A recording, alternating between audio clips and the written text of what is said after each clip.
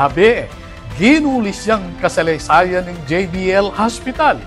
Yan ang pekamumunang ginawa king robotic surgery in Central Luzon. Ay may report.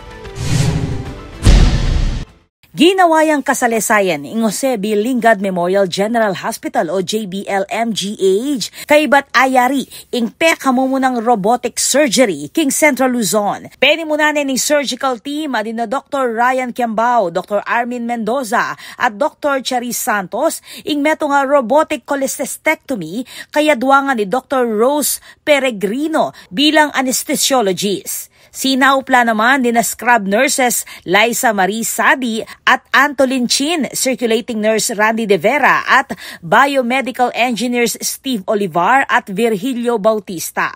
Agpangking JBL-MGH, itiyay pekamumunang operasyon king bansa gamit ing SSI Mantra Robotic System, abinye ning RBGM Medical Express Sales Incorporated. Ang gaking salukuyan at lung robotic procedures na ing matagumping agawa. Asahan ning ospital na ing teknolohiyang iti ing makapagpabilis kareng elective cases, makapamye mas masala at eksaktong access king komplikadong parti ning katawan at makabawas king post-surgical complications. Saklone mo naman ning zero balance billing program nga manuang kaso agpang king management ning ospital.